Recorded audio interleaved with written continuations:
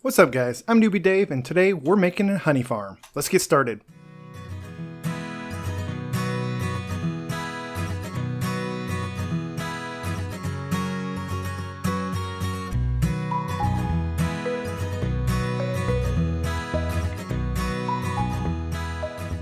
How's it going everybody? Hope you're having a great week. Yes, that's right, you had to know that after getting 2 bee nests last episode, we were going to be building a honey farm. And like I said, I wanted to build it right over here, so I cleared out all the bamboo. Right now, I haven't even replanted it. It's just in one of my storage chests. I'll probably put it over there with the trees and flowers. That's kind of my growing stuff out in the wild area. But I thought this would be a really good spot for the honey farm. It's going to take up a bit of space, like it's going to be bigger than the kelp farm over there just because of the redstone components that are going to be involved in this. But before we start on that, I want to head back over to my villager trading hall to show you the damage control that I had to do after last episode. So as you may recall, my villagers got zombified. Almost every single one of them got turned into a zombie. For the time being, I've just put a temporary block right here that if I ever need to get them out, I'll have to break this and replace it with a rail and then come back and do the same. Because I'm pretty sure what happened is some baby zombies got under these gates. And I can't put the gates any lower because this spot is technically occupied by the rail. So I haven't come up with a better system of securing this without having to break and replace the rail each time. But since I've already done most of my villager zombifying, I shouldn't have to move villagers in and out of this area a whole lot ever again. So I'm not too worried about it. So yeah, I got everyone fixed up. A couple of people got moved around a little bit because when villagers get turned into a zombie, they pop out of their minecart. And apparently, as the zombies were going around turning other villagers into zombies, they got popped out of their minecarts, got trapped in other minecarts, and I didn't realize this until I cured them and everyone was in the wrong spot. Which means that the empty minecart that was over here, I thought it was my potato farmer that was, attacking other villagers over there that I killed off. It wasn't my potato farmer. My potato farmer was over here somewhere. You want to guess which of the 20 villagers in this trading hall was the one that I ended up killing? Yes, of course, the one that would be the most difficult to replace, my mending villager. So I had to breed up a new mending villager, roll his trades until I got mending, and then throw him in the zombifier to get his prices down again. That was super annoying. But everything's back up and running the way it should be again. And the good news is a lot of my villagers that I had only run through the zombifier once or twice, or not at all, now have their prices lowered. So I guess in the end it was kind of a good thing. So as a couple of people have suggested, I do plan on building a gold farm so I can replace all of the gold that I had to spend making golden apples to cure all those villagers. But we'll do that probably in the near future. I don't want to put it off too long, but today's episode is going to be the honey farm. Now there are a couple of different designs for honey farms that you could use, and it kind of depends on what you're trying to get out of it. Because from a bee nest or a beehive, you can either get honeycomb if you use shears, or you can get bottles of honey if you use a bottle, an empty bottle, on the beehive. And depending on whether you're trying to get honeycomb or bottles of honey, it kind of changes how the farm needs to work. If you just want honeycomb, it's super easy. All you really need to do is just get a bee nest or a beehive, an observer and a dispenser, and then a little bit of redstone. You simply have an observer that is observing the beehive from the top. You have a dispenser that is going into the back of the beehive like so. And then you just connect the two up with some redstone. Like that. Now, anytime the state of the beehive changes, the observer will notice it, send a redstone signal into the dispenser, put some shears in the dispenser, and it will shear the beehive. Now, that does mean that the beehive is going to get sheared every single time the honey level increases by 1 up until it reaches 5, which means that most of the time nothing's going to happen. But that's okay, because when you use shears from a dispenser on an empty bee nest or beehive, just nothing happens. They don't get popped out. It's nothing bad happens at all. However, if you're trying to get bottled honey and you use a dispenser on an empty beehive, it's just going to pop out an empty bottle. And so if you try to use that same design, you're going to end up wasting about 4 out of every 5 bottles, which is not good. And so the design for this to get Bottles of honey is a little bit more complicated. I will of course be using Silent Whisper's design because Silent Whisper is kind of a Minecraft genius. And this design will work for both honeycomb and bottled honey, so regardless of which one you want, you should be able to use it. If you just want honeycomb, go with the simple design. There's no reason to make your life more complicated, but if you want to get both, or if you just want bottled honey, then this design should work for you. In this chest, we have the supplies that we're going to need to automate this farm. So you're going to need some sort of solid blocks, some comparators, repeaters, redstone torches, redstone observers, droppers, dispensers, and then of course your beehives or bee nests, and some hoppers and other stuff. Flowers for the bees, shears or bottles for depending on what you want to collect from this. And you're going to need one of these for every single beehive. And so I'm going to be using 8 beehives. And so I've got 8 of each of these, except for some like redstone torches you'll need 2, or the building blocks you'll need a lot more of. And then in this other chest, I have just some building materials so that we can build a structure around this, because in order for this bee farm to run effectively, you want to keep the bees contained. You don't want them wandering off, so we need something around the structure. And that's what I've got in this chest over here. All right, so let's get started. Like I said, I'm going to build this thing right here. It's going to come out about 4 or 5 blocks in front of the honeycombs, and it's going to go back about 7 or 8 blocks behind the honeycombs. So it's kind of a wide build. And so I am going to end up putting the honeycombs, let's say right here. So this will come 1, 2, 3, 4, 5. I think at the very most it'll extend out to about right here, which should be far enough. I'll probably have to move those things. I'm going to push this back. I've got plenty of space in that direction. I don't want this crowding my base over here. So we'll put the beehives right here. I'm going to put some yellow and brown wool underneath where the beehives are going to go, because these look like bees, and I think that will make for a really nice effect. And I'm actually going to hold off on putting the beehives in until the very, very end. I don't want the bees that are over here like claiming these beehives and starting to produce honey and like kicking this whole thing off in motion while we're trying to build it. So in the meantime, I'm just going to use some filler blocks where the beehives will actually go. You can put the beehives on the ground. This farm will still work. It won't end up being as tall.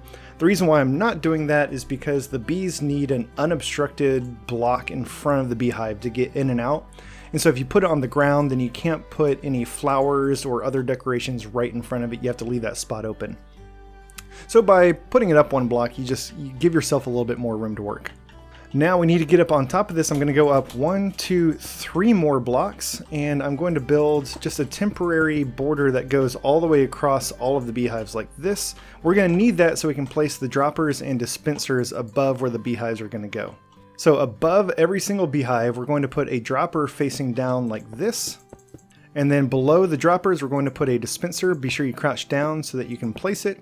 And you want to get just right up against this thing, place it on the very edge so that it's pointing down and not pointing back or forwards like that. So now things from the dropper will go down to the dispenser, things from the dispenser will go down into the beehive, and now we can remove this top row of temporary blocks above it. Now, coming around behind this, we're going to install the redstone devices to make all of this work.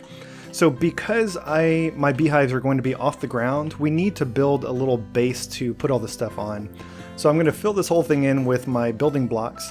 And I'm going to go back 1, 2, 3, 4, 5, 6 blocks on every row. So I might have enough stone bricks. I might need a little bit more. No, that was perfect. We're good. Okay. Now, right behind, remember, maybe I'll use something other than stone bricks since I'm using stone bricks for the actual build. Let me use something else to represent where the beehives are going to go. That's better. It even kind of looks like beehives. Okay, so directly behind the beehives, we need a solid block. I'm going to use red concrete for this. I like to use red concrete for redstone type stuff, you know, because it's red. And then directly behind the blocks of your choice, we're going to place some comparators that are facing outward like this. So the 2-prong side should be facing the beehives. Right in front of all of those comparators, we're going to put another row of solid blocks. This is a nice little trick to kind of extend the range of this without losing any of the signal. So as the beehive fills up, it's going to not really emit, but give off a redstone signal that corresponds to how full it is. Once it reaches 5, then it's full of honey. And so that signal is going to pass through the solid block into the comparator, which will then emit a signal through this solid block. And so we're not losing any of the signal through these solid blocks, which allows us to kind of push this device back a little ways. Now behind this, we're going to put just two rows of redstone behind all of these. And then we're going to do another row of solid blocks on the very back of this. And on top of the solid blocks, we will do some more redstone just like that. Now we need to turn around and start bringing the signal back to the beehives. So on top of this back row of redstone, we're going to do glass. And glass is nice because it doesn't cut off the redstone. If you were to use, I'll show you, if you were to use a different block like stone bricks, you can see it kind of cuts off the redstone that is going through it. But with glass, the redstone can pass through it. You could also use top slabs for this part if you wanted to. And so on top of the glass, we're going to do more redstone. And then I'm going to put a temporary block right there so we can put some more blocks above this. And we're going to do another row of solid blocks going all the way across, kind of at a diagonal. So it should be going up one each row. And on top of this row of solid blocks, we'll put one more row of redstone. So as you can see coming out of the comparator, if you ignore this row of solid blocks, which doesn't diminish the signal at all, we've got 1, 2, 3, 4, 5 redstone. So as the honeycombs fill up, the signal strength coming out of the comparator is going to increase from 1 to 2 to 3 to 4 to 5. And once it's at full strength, then this row will be lit up. The fact that all these are connecting to each other doesn't really matter. It means that the signal will bleed over a little bit from one row to the next, but it's not going to enhance the signal of the neighbors. You're not going to get any false positives of one row thinking that the honeycomb is full just because the one next to it is. Now here's where things get a little bit weird. One building material I forgot in my chest and had to go make were some trapdoors. These can be any kind of trapdoors, but you want them to go on the back of the glass blocks, on the bottom side of this top row of blocks. And then facing each of those trapdoors, we're going to put an observer. So crouch down so you don't open the trapdoors, and we're going to place observers facing each trapdoor. The reason for the trapdoors is they will get the redstone signal from the redstone on top of that block, which will open the trapdoor, which will trigger the observer. So as that trapdoor opens and closes, the observer will emit a redstone signal. Now I am fresh out of red concrete and really don't want to go make some more in the middle of this build, so I'm going to finish it off with just some regular stone bricks. So behind every observer, we're going to do a row of stone bricks, and then we're going to make this 2 blocks tall, so we're going to do 2 rows of the building blocks of your choice right behind that. And then each of these is going to get a redstone lamp. And then finally, to finish this farm off, coming back on top of the observers, facing the honeycomb and the droppers and dispensers, we're going to put some repeaters, and all of these need to be set to 4 ticks. So here's how this works. In the dispensers that are directly above the beehives, we're going to put exactly 1 glass bottle. Nothing else, no more glass bottles, just 1. In the dropper above that, we're going to put as many glass bottles as you want. The more you put in here, the less frequently you'll have to come back and refill this. Now the idea is once the beehive fills up, the full redstone circuit will be completed. The trapdoor will be tripped, which will trip the observer, which will cause the glass bottle to be dispensed on the beehive, which will fill it with honey. So then you'll get a honey bottle in your dispenser, and it will still be in there. So imagine this is now a honey bottle. Then it will, since the beehive will be empty, it will deactivate the circuit, which will close the trapdoor, which will dispense the glass bottle, and also cause the dropper above it to activate because of the repeaters on the top, which will then drop another glass bottle into the dispenser below it. So it's going to be a little bit difficult to show how this works until we get the beehives put in and they fill up with honey, but we can kind of prototype it with a lever. So let me put a lever right here, and I'll flick this thing on and then back off to simulate the beehive filling up. And you can see that this thing dispensed the glass bottle and then got a new glass bottle from the dropper above it. So that's it for the circuitry. If you wanted, you could just close this thing up and put in some flowers and bees and it would work. I am going to build a structure around this so that it actually looks somewhat nice. So what I want to do for the structure is try to kind of play off the same color palette that I did for my house. I'm going to add a little bit of twist, and that's going to be these brick blocks. I think these look really, really nice, and that this would be a really good build for it. Now around the beehives, this entire wall I'm going to do out of yellow and brown wool to give it that sort of bee looking effect. There we go. Isn't that awesome? I love it. If you wanted, you could kind of do the brown stripes going up and down to make it look more like the actual bees. I'm just going to kind of mix it up a little bit. And then on either side of that is where we will start the spruce. So this will be the corners of our build. And then I'm going to do brick block. We'll do door, brick block, and this will be the other corner. Now going across this way, we'll do, I think we'll do 3 bricks and then spruce, 2 more bricks, spruce, 3 bricks on this side, and this will be the other corner. And then this back wall is just going to be filled in solid. So we'll go ahead and put our doors in here, and then I'm going to surround that with glass, like so. And then on top of all of the stone bricks, I'm going to do 2 rows of glass, and then the spruce is going to go all the way up to where the roof will begin. So yeah, I want lots and lots of glass on the walls for this because it's going to look really cool inside with all these bees. We're going to put some flowers and some other decorations inside. And so I want to be able to see in and see all the bees at work. And so we'll come back and strip all of this spruce. And going across the top, I think I'm just going to do spruce beams like this as well. And we'll strip those. Again, trying to play off of the design aesthetic of the house over there. Now around back, we need to cover up all this redstone because it's just nasty. I don't want to see all this. So I'm going to come in one and we'll do another spruce column right here. And then all the way in the back, we'll do spruce on the back row. I'll get rid of my temporary block there. So we'll do one in the corner right here. And then everything in between this is going to be stone bricks. And so this is going to be the mechanical side of the building. We don't need this to look nice. It just needs to be blocked off. All right, now we can start on the roof of this. Now that I've got all this bamboo, I can finally make some scaffolding. So for the roof, where this top row of spruce is, where we haven't done anything in between the columns, we're going to put down some stone brick stairs like this.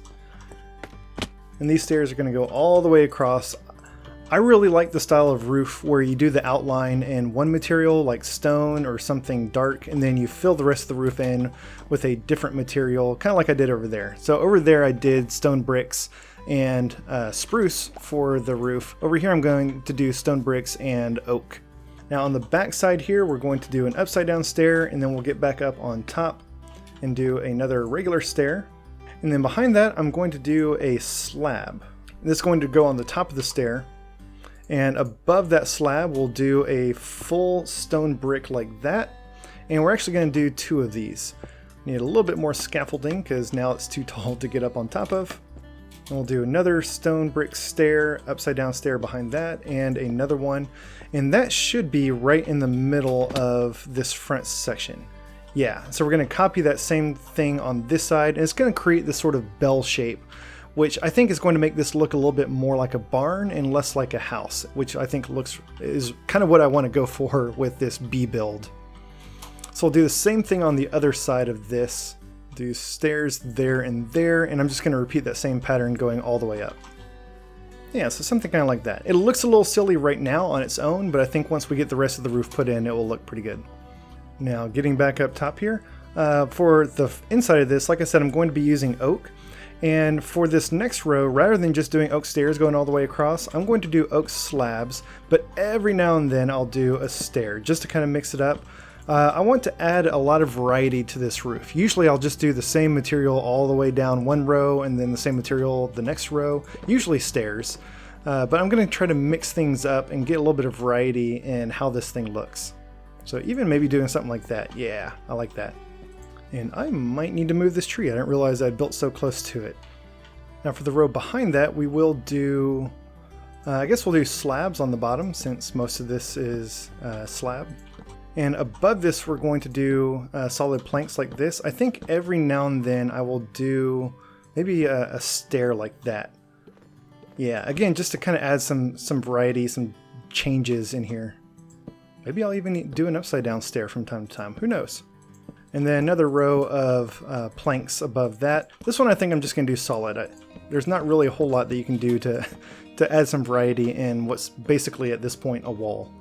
Now when we get up to the stair, I'm going to do the same thing. I'm going to do mostly slabs, and we'll kind of mix in some stairs every now and then. Actually, I think this time I'm going to do kind of more stairs than slabs. because now we're at the very top, and so at the very top I am going to do stairs kind of all the way across, and I fell down. So this is a little bit tricky because I did do some slabs here. I do need to put something behind this to fill it in. So I'll take a step back and look, and yeah, that's our roof. So because it's so steep, that's kind of why I wanted to add some variety here and there to kind of break it up and make it look a little bit more interesting. So I think it makes it kind of this nice looking sort of barn style. So we'll do the same thing on the other side, and then we're going to fill in the middle. We're going to put something in the front, and we're going to put kind of a ceiling in the side here, so we don't have to fill this whole middle space in. All right, it's looking good. Now we need to do something about the roof for this back section. This is going to be a little bit weird because it has nothing to do with the front building. So what I think I'm going to do is actually remove maybe that top row back here, kind of shorten this a little bit, and also cut a little bit of height off of that column there. And I want to do a sloped roof that kind of goes up as it goes towards the main part of the building. So I will do a top slab right here on the back, and then on the next row, this is where we'll start the oak. We'll do another row of slabs like this, and I think, can we get away with 2 rows? I think we can get away with 2 rows. I don't think that's going to cut off the redstone there, so I'm going to do 2 rows of slabs. I don't want to take the chance, and I think it's going to set a precedent for the rest of the roof, and so I don't like the precedent that it's setting.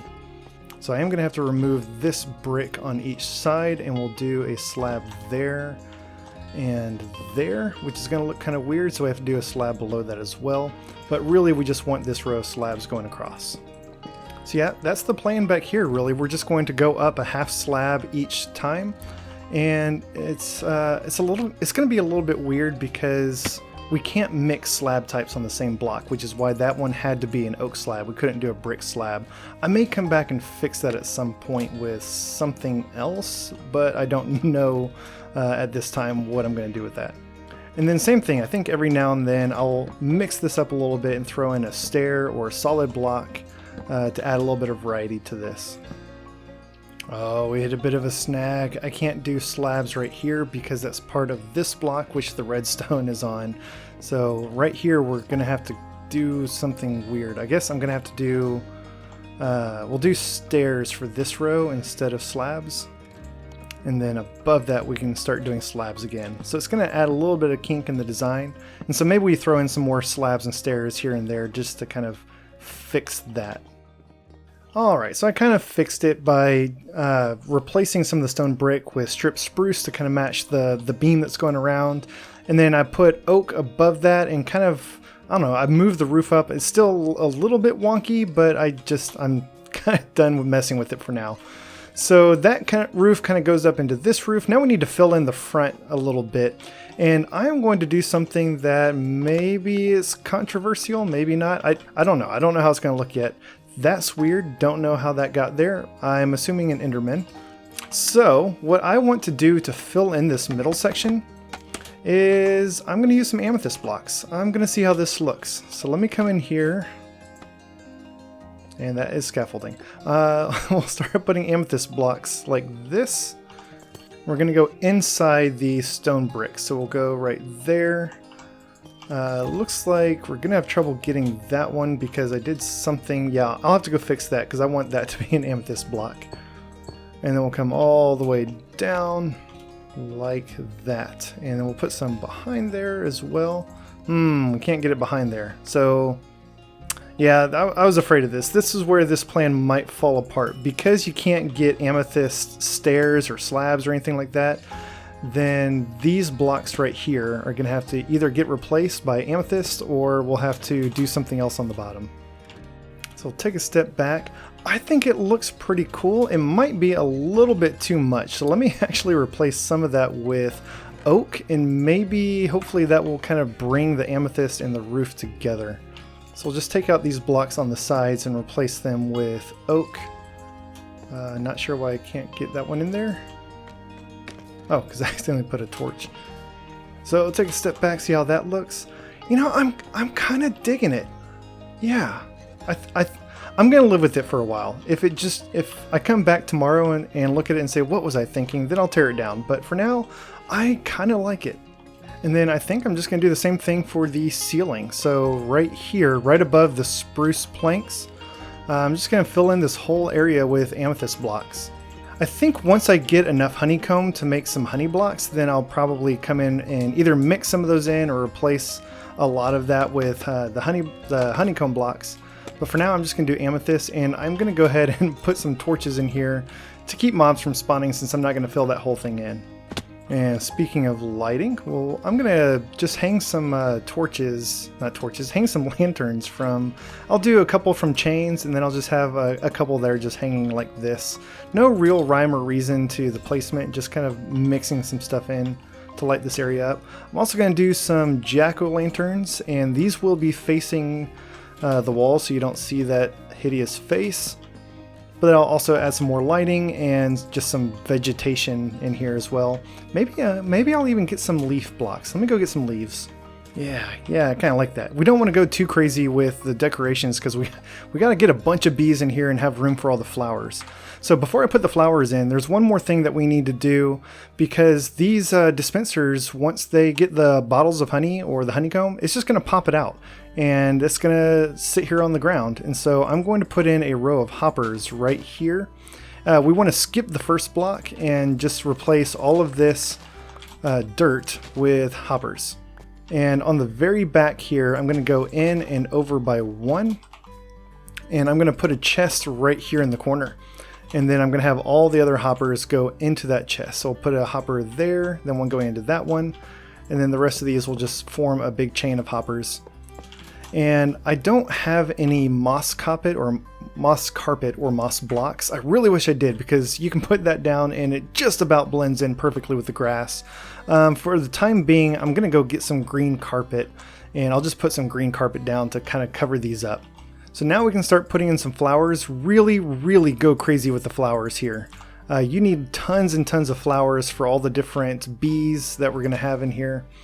I'm going to mix it up with different types of flowers, and I'm going to start bone mealing these. And you actually cannot have too many flowers in here. If you just fill the whole area in with flowers, that would be great. So yeah, this is looking really good. I love all the life and color that this brings to the build. Let me go get that green carpet, because the hoppers kind of ruin it. Yeah, the green carpet helps, but it's not as good as the moss carpet. So once I get some moss blocks or moss carpet from a wandering trader, I'll come replace all this. But that certainly does help. So the last thing to do is to go ahead and put in all of our beehives. It's raining outside and the sun just set, so I need to be a little bit careful, but this is the perfect time to do this, because bees will retreat into their bee nests or their beehives when it's raining or at nighttime. So this is the perfect time to do this. And I'm just going to go ahead and, again, use a silk touch axe to break these with the bees inside. And I'm going to move these bee nests in there and then fill in the rest of them with beehives. And now that we've got our bees moved in, we need to start breeding them, because we've only got like 3 or 4 bees in here. So unfortunately, most of them are already in their beehives. So I'm going to have to wait for them to come out. I've got tons and tons of these poppies from the iron farm. The iron golems will drop these whenever they get killed. So I'm going to use these poppies to breed and to mature the bees. If you feed a baby of any sort other than villagers for some reason, whatever food they use to breed, it will hasten their growth to maturity by 10%. And so if you feed a baby bee 10 flowers, it's going to turn into an adult. So we can use that to rapidly grow and reproduce our bees and really fill this whole thing out. For maximum efficiency, since I have 8 beehives, I'm going to try to get somewhere between like 16 to 24 bees, because each beehive can have 3 bees in it at a time. And so that will fill this whole area in. They're not all ever going to be in the beehives at the same time, except for at night. And so that will give them plenty of time to come out and get some pollen, go back in, turn into honey, and come back out again. If I could just get 2 of the bees to come out at the same time. Come on, guys. There we go. So we'll breed these 2. We'll get a new baby bee. And we'll feed him. He will grow into an adult. Oh, look. There we go. Yeah, all kinds of bees now. And before I forget, I need to start putting the equipment in these dispensers. So I'm going to do 4 and 4. I'm going to do shears in the first 4, and then I'll do bottles in the back 4. And that way I get a mix of honey and honeycomb and honey bottles. I should have harvested these 2 before I put them in here, because since we're not using the campfires, I can't harvest these and it's not going to work when they're full. So I actually need to break these. No! Oh no, I'm going to lose some of my bees. Oh, I really messed that up, guys. Newbie Dave. See, they're not all angry, so maybe some of them won't die on me. Yeah, I'll do this other one in a slightly safer means. I'll break out the wool beneath it, put a campfire there, and I'll just harvest it here. Oh, that was really bad. I can't believe I did that. I completely forgot that if you break the beehive, even with Silk Touch, when there's not a campfire underneath it, you're going to anger the bees that aren't inside the beehive. So fortunately, I only lost 2 bees, I think. I can repopulate these guys, which for some reason I can't feed them. I don't know why they're not breeding. That's weird. This is weird, guys. Why aren't y'all breeding? Okay, I'm going to get back to this because I don't want the beehives to fill up again before I get all this stuff filled in. So again, the ones that have the bottles, you only want to put 1 glass bottle in the dispenser, and all the rest are going to go in the droppers above that. The more you can put in here, the better, so you're not constantly having to come back and refill it. Right now, I only had 1 stack of bottles, but I've got a lot more glass smelting up over there, so I'll come fill the rest of those up later. So I think the ones that weren't breeding, it had been too soon since they last bred. So I think everything's working now. Oh, check it out. I just heard the trap doors in the back of this thing flip on and off. So that means that one of these things filled up and dispensed. So yes, awesome. So we got a honey bottle already. So let me come over here and check the dispensers, and all of them should still, that one's only got 1 in it. Oh no, hopefully I didn't break anything back there while I was working on the roof. I'm gonna have to go back there and check again. But I'm gonna let this thing run for a while, make sure that everything else is working. I'll go back there and make sure I didn't break any of the redstone when I was putting the roof in. And I'm gonna do a little bit more decorating on the outside, and then we can call this thing complete. All right, and here we go, our brand new automatic honey farm to get both honeycomb and honey bottles. I love these banners. I found the pattern for this online. I had to modify it a little bit because the one that I found is for Java Edition and requires the use of some patterns that don't exist on Bedrock, of course. But yeah, I love that. I don't use banners very often, but there's some really cool stuff that you can do with them, so I'm trying to incorporate them more into my builds. While I was working on that, apparently I got a couple more honeycomb and some honey bottles, so this thing seems to be working okay now. And it looks like all of my dispensers still have a single bottle, so everything seems to be working on that end. I don't know why that one ended up missing, but it seems to be okay. There is one thing with this build: every now and then stuff will pop out the back. I don't know why. That's just something with how the mechanics of Minecraft work. And so if you're worried about that, I think Silent Whisper has a fix for it. You could check out his video. If I'm not too worried about it. As you can see, we're getting yields, so I'm happy with how this thing works. I'm not going to try to fix it. So yeah, I'm going to go get some more glass bottles. I'll fill in all those dispensers on top with more glass bottles, and we're going to get tons and tons of honeycomb, tons and tons of honey bottles, and we'll be able to make a bunch of honey blocks and honeycomb blocks, which we can use for decorations, maybe some redstone devices that require the honey blocks, and I'm really excited about it. Alright, that's going to wrap it up for today, guys. Thank you so much for watching. Hope you enjoyed it. Hope you learned something. If you're enjoying this series, please hit that like button, and while you're down there, feel free to subscribe so you'll get notified of future episodes as they come out. Thanks y'all, and have a great day.